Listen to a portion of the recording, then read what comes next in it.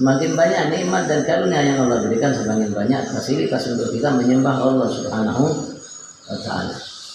Mudah-mudahan Allah Subhanahu wa Ta'ala berkumpul kita di salah satu taman dari para taman surga. Insyaallah karena Allah tidak berkumpul, dikumpulkan oleh Allah semata taufik hidayah. Jadinya kita berharap Allah Subhanahu wa Ta'ala sempurnakan segala nikmatnya kepada kita dan golongan kita sebagai hamba yang pandai mensyukuri segala nikmatnya. Allahumma amin. Dan senantiasa salawat salam Allah yang bahwakan kehadiran junjungan agung kita Nabi besar Muhammad sallallahu alaihi wasallam, kekasihnya yang Allah jadikan di alam semesta ini. Selain Allah Subhanahu wa Ta'ala, mereka tidak akan dapat melakukan segala sesuatu menyempurnakan kehidupan mereka apapun yang berkaitan dengan mereka kecuali melalui wasilah,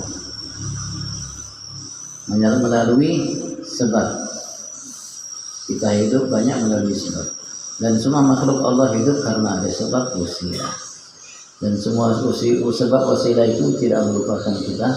InsyaAllah akan menjadi wasilah untuk kita mengenal Tuhan kita Allah dan mengucapkan diri kita kepada Allah.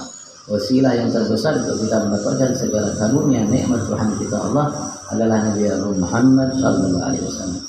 Allah limpahkan sebanyak-banyak wasilah anugerah salawat terhadap Nabi kita Muhammad yang merupakan wasilah bagi setiap kita dan setiap makhluk yang diciptakan oleh Allah Subhanahu wa Ta'ala dan keluarganya, para sahabat pengikut dan para pecinta, dan semua kita telah dimasukkan ke dalam surga bersama beliau. Amin Allahumma amin amin Allahumma amin. Andaikan kita beribadat kepada Allah, bersujud kepada Allah Subhanahu wa Ta'ala seluas muka bumi ini darat lautnya, untuk menjadi seseorang hamba yang bisa mengiringi, mendampingi Nabi Muhammad dalam surga, kayaknya tidak bisa, belum bisa. Belum bisa, karena kedudukan agung mulia yang tinggi yang diberikan oleh Allah terhadap Nabi Muhammad sallallahu alaihi wasallam, yang bisa membuat kita hanya bersama Nabi Muhammad sallallahu alaihi wasallam adalah kecintaan kita kepadanya. Dan bagian daripada cinta kita selalu berharap kepada Allah Subhanahu wa Ta'ala dengan tulus hati, doa kita, harapan kita bisa bersama beliau. Itu yang akan membuat kita bisa bersama beliau. Adapun amal sebanyak apapun, sehebat apapun, seikhlas apapun, seluar biasa apapun, tidak akan mampu kita dengan sebabnya mendampingi Nabi Muhammad dalam surga Subhanahu Ta'ala. Ketika sahabat mendengarkan dari Nabi Agung Muhammad sallallahu alaihi wasallam, dalam riwayat beliau mengatakan, anta ma'aman ahbabta, engkau wahai Arabi, jika betul cintamu kepada Allah dan Rasulnya, maka engkau akan dikumpulkan oleh Tuhanmu Allah kelak berdiri dalam surga bersama siapa yang kau cintai, yaitu Allah dan Rasulnya Muhammad sallallahu alaihi wasallam. Ketika salah satu sahabat ia menangis akan memikirkan sesuatu yang sedang berada dalam benak pikirnya, dalam hatinya, bahwasanya bagaimana kelak akan yang terjadi nanti di hari kiamat, apakah ia mampu bisa mendampingi Nabi Agung Muhammad dalam surga atau tidak. Yang jelas beliau memastikan pasti tidak akan mampu saya mendampingi Nabi Agung Muhammad di dalam surga Allah Subhanahu wa Ta'ala. Ya Nabi Agung Muhammad, begitu besar nikmat, anugerah, keistimewaan, kemuliaan yang Allah berikan kepadanya, saya hanya sekedar salah satu, namanya budak yang dibebaskan olehnya.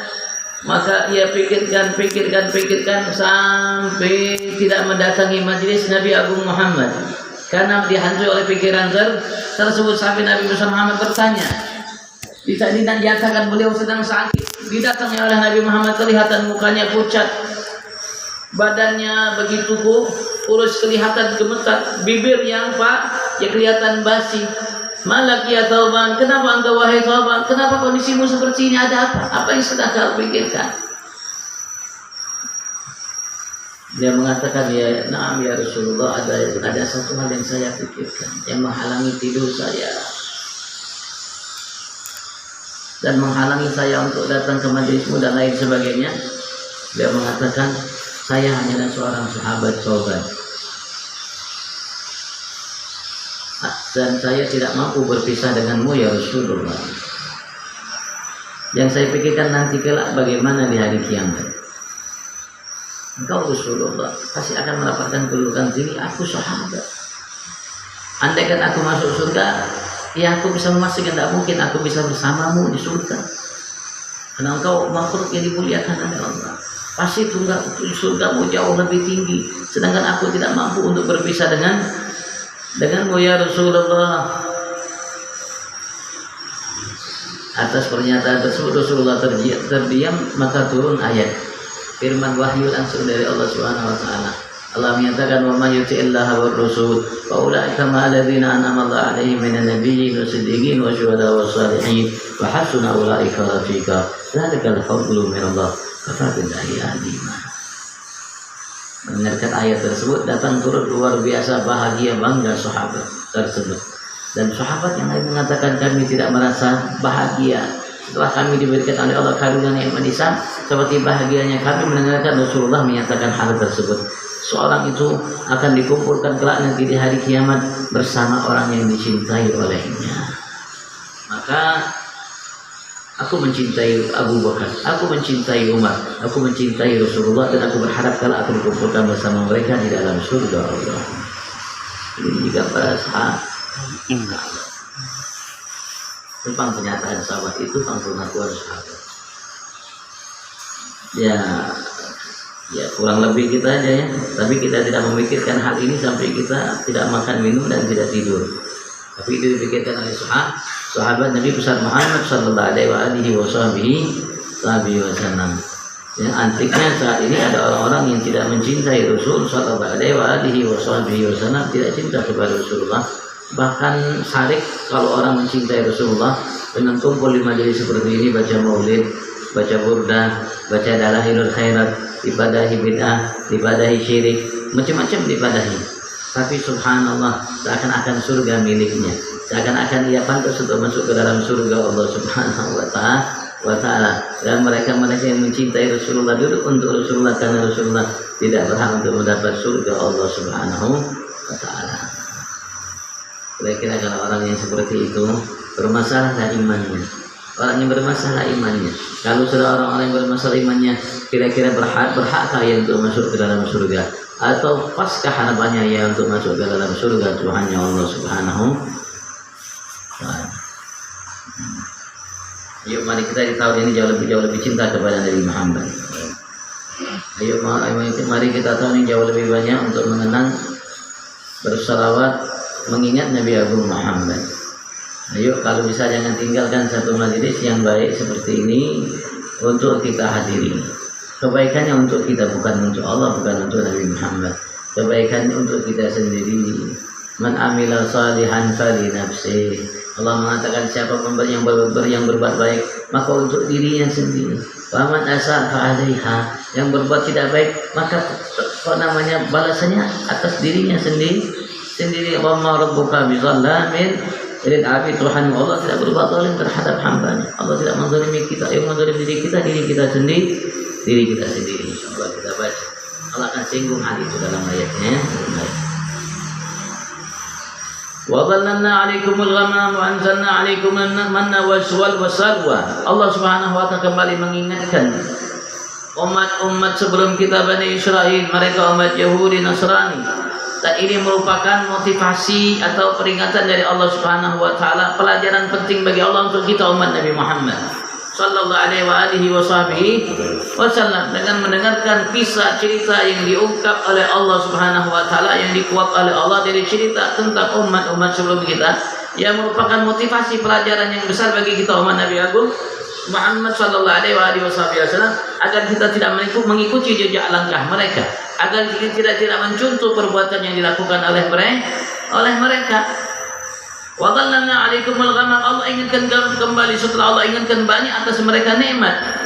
Setelah sebelumnya Allah mengatakan wa idh qultum ya Musa lan nu'mina laka hatta narallaha jahratan fa akhadhatkum as-sa'iqatu wa antum tanzurun thumma ba'atsnakum min ba'di mautikum la'allakum tashkurun. Dalam ayat itu Allah Subhanahu wa ta'ala menjelaskan kepada kita bahwasanya Allah Subhanahu wa ta'ala pernah menghukum mereka, mengazab mereka Bani Israel, umat yang hidup di masa Nabi Allah Musa. Dengan apa? Fa akhadhatkumus sa'iqatu wa antum tanzurun.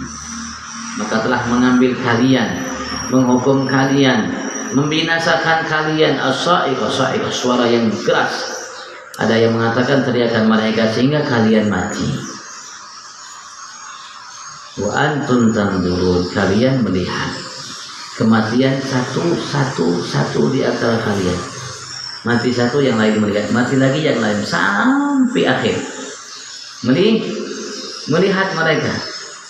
Kemudian Allah mengatakan kami bangkitkan kalian dari kematian itu. Dia mengatakan mereka mati sehari semalam. Dari ahli mati betul, mati sehari semalam. Berkat namanya Nabi Allah Musa, doa Nabi Allah Musa, harapan Nabi Allah Musa, sehingga Allah bangkitkan. Kemudian ba'atsnakum, kami bangkitkan kalian min ba'di mautikum, setelah mati kalian, la'allakum tashkurun, barangkali kalian mampu mensyukuri nikmat kami setelahnya. Mereka pun melihat satu demi satu hidup,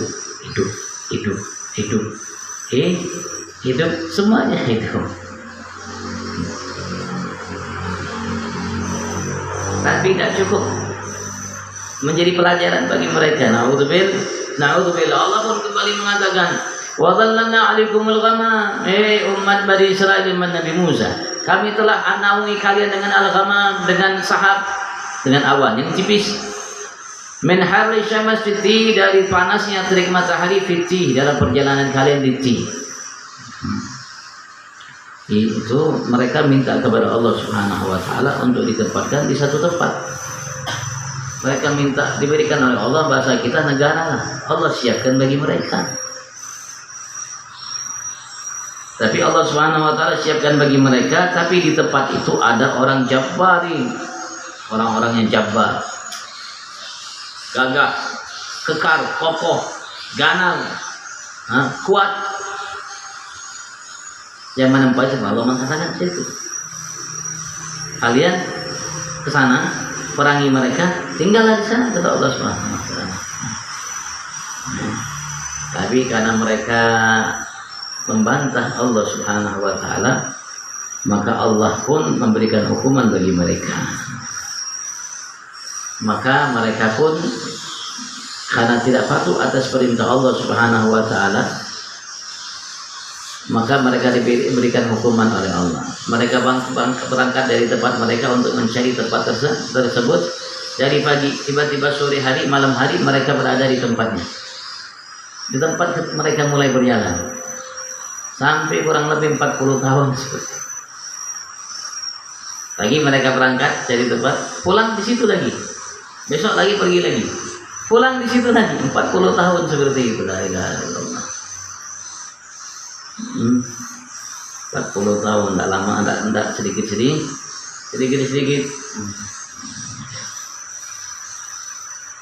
Dia mengatakan ya, hasil ceritanya, sesungguhnya Allah wahyukan kepada Nabi Musa, sesungguhnya fi Ariha namanya, tempat di dekat Palestina sana.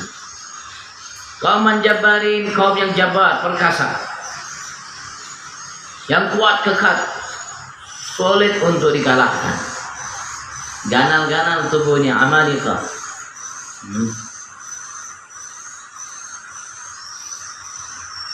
Di situ tempatnya. Perangi mereka. Yang penting kalian ke sana masuk, kalian akan menang. Walaupun secara matematika tidak mungkin menang. Tapi Allah berikan kepada mereka dan Allah janjikan kepada mereka kemenangan. Penting ke sana masuk, menang. Tapi tidak beragama, tidak mau. Maka setelah 40 tahun bertajahaz liqitalihim, untuk memerangi mereka. Fakharat bi sittimi alaf, maka beliau Nabi Musa keluar untuk memerangi mereka dalam 600.000 pasukan dari Bani Israil. Falamma wasalati, adapun tatkala mereka sampai ke Ti, wadi baina Syam wal Mesir, wadi lembah di antara Syam, kota Syam dan Mesir, ada lembah namanya Ti. Dinyatakan tempat itu Ti, di satu lembah tersebut. Gadruhu tis'atu farasih, kadarnya 9 farsah. 2 farsah itu kurang lebih 81 kilo atau lebih. Itu 9 farsah. Lumayan luas tempatnya. Maka tuh fi arba'in sanah mutahayyirin, maka mereka menetap di tempat tersebut 40 tahun mutahayyirin dalam kondisi bingung. Mereka mulai perjalanan di awal siang, maka datang malam mereka dapatkan menamai diri mereka di tempat semula, di tempat mereka berangkat 40 tahun. Dan Nabi Allah Harun meninggal sebelum Nabi Allah Musa 1 tahun, dan meninggalnya di Ti. Dalam perjalanan tersebut Nabi Allah Harun meninggal.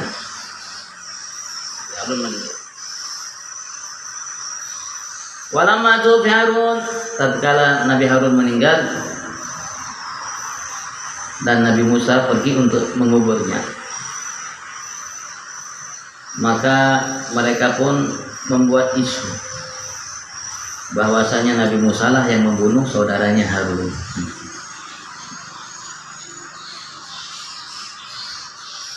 Dari kubur didapat dikubur oleh Nabi Allah Musa, tiba-tiba timbul isu bahwasanya Nabi Musa yang telah membunuh saudaranya Harun, itu Nabi Musa. Maka Nabi Musa pergi ke kuburnya. Terus Nabi Musa manggil mereka semua Bani Israel, dan Nabi Musa bertanya kepada Nabi Allah Harun yang sudah dimakamkan.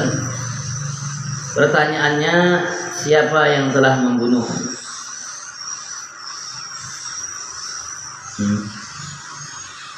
Maka Nabi Harun menyebutkan kepada mereka, menjelaskan, dan mereka mendengar semuanya tentang sebab meninggalnya beliau, wafatnya beliau. Maka dari situ hilang isu tersebut.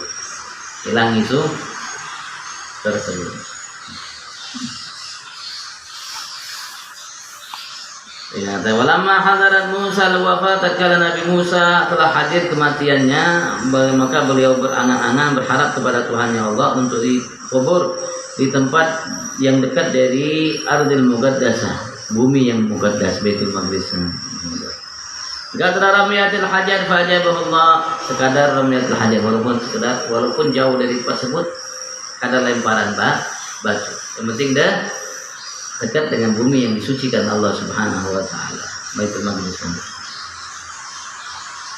Semalam mamat, dan tatkala beliau meninggal, Nabi Musa dan meninggal pembesar mereka, diberikan Nubbi Yusha bin Nun.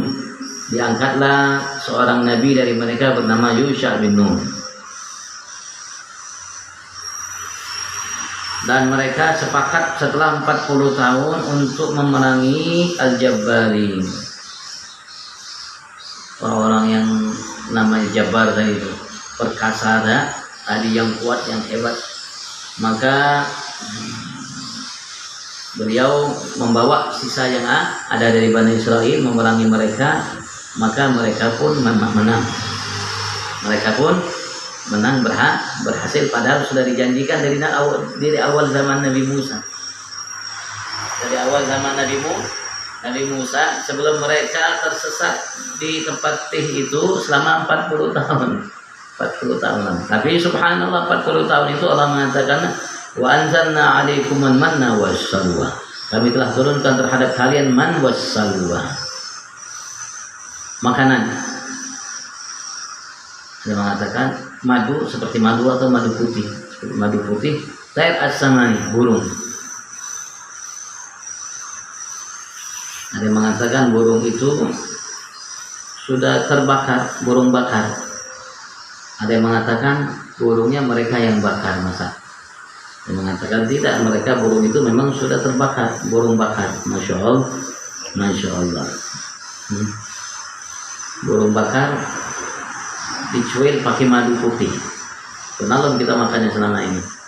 Mungkin belum pernah, pengada aja. Ayam nama ayam madu, ayam bakar madu, atau burung bakar madu yang ada. Tapi madunya madu kuning, Bang. Bukan madu putih. Nah, dan juga madunya ada asli, Bang. Kalau asli repot. Ini makan 40 tahun Allah siapkan. Cuma Masya Allah muncul juga, Bang. Allah mengatakan kulu min thayyibati ma razaqnakum, makanlah dari thayyibat yang halal yang kami telah berikan kepada kalian. Kami berikan kepada kalian, tidak perlu cari, tidak perlu namanya bikin namanya sarang madu sehingga kumpul apa namanya tawat ngasih madu, tidak, Allah langsung kasih madunya, kasih burungnya yang sudah namanya dibakar, burung bakar, masya Allah, masya Allah. Wa ma zalamuna. Tapi Allah mengatakan jangan disimpan, makan aja bang, jangan disimpan, makan aja. Nanti besok ada lagi. Maka baru nikmat, maka mereka mengkufuri nikmat tersebut, mereka simpan, maka terputus dari itu nikmat. Wa ma zalamuna, mereka tidak menzalimi kami, kata Allah, dengan mengingkari atau melanggar perintah Allah Subhanahu wa taala, walakin kanu anfusahum yadzlimun. Akan tetapi mereka hakikatnya telah menzalimi diri mereka sendiri.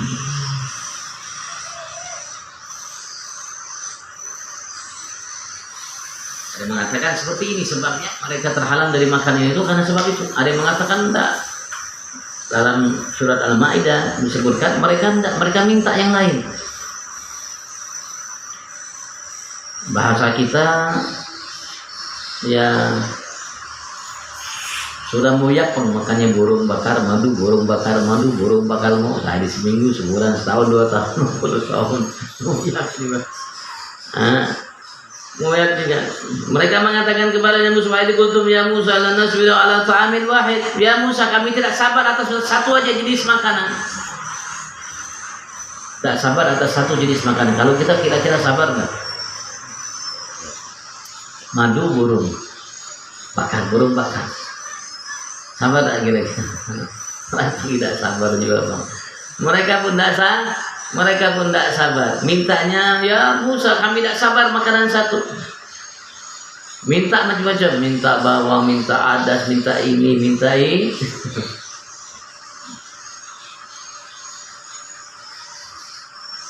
Ya repot lagi bang, sudah disiapkan madunya siap, burungnya siap, tidak perlu nanti kocek-kocek tanam dulu, kocek-kocek bawang dan lain sebagainya. Sudah siap makan gratis dulu, sudah ada makan gratis baru hari ini, bukan baru hari ini ada makanan gratis, sudah ada makan gratis bang buat Bani Israel. Makanannya hebat lagi bang, madu sama burung bakar. Allah yang siap sudah terima beres, sekarang ini kan makan gratis repot lagi bang, mau diambil dari uang zakat tak uang Allahu a'lam. Allah ada repot makan gratis 40 tahun Allah kasih mereka, cuman salah mereka bang, bukan salah Allah Subhanahu wa taala. Kenapa sudah dikasih nyaman-nyaman minta yang caranya nyaman. Wa ma zalamuna, mereka tidak menzalimi kami, walakin kanu anfusahum yadzlimun, tapi sungguh mereka adalah terhadap diri mereka yang menzaliminya. Begitu juga kita kalau kita meninggalkan perintah Allah, kita tidak menzalimi Allah atau melakukan yang dilarang oleh Allah, kita tidak menzalimi Allah, kita menzalimi diri kita sendiri. Kita menzalimi diri kita sendiri. Kenapa? Karena dampak buruknya hukumannya kita yang terima, Allah menjadi hukum. Kita yang dihukum oleh Allah, kita yang menerima hukuman, kita menerima hukumannya. Sudah kita yang berbuat zalim, kita menerima hukumannya. Kita mengeluh lagi, mengaduh lagi, menyalahkan Allah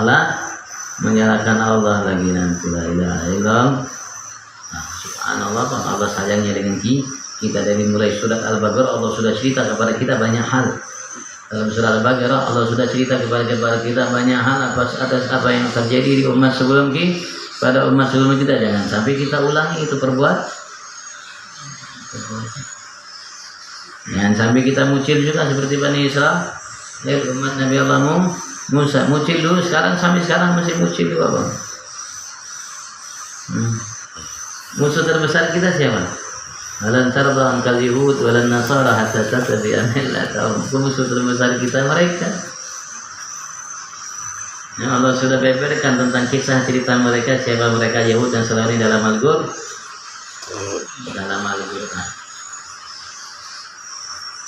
Komplit, sudah Al-Quran komplit. Mau kisah apa ada dalam Al-Quran?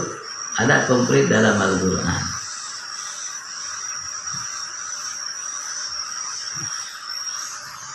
Masya Allah. Sudah malam. Tapi subhanallah burung tak tidur-tidur. Hebat burungnya ini. Bunyi dari Subhanallah ya. Manusia makhluk yang paling banyak tidur mungkin kita bang manusia. Kalau kita iwak tuh lihat iwak kayak tak guring-guring 24 jam. Bertahun-tahun ya tak guring-guring. Sehat aja lah. Gak pernah manggil buat dokter ikan.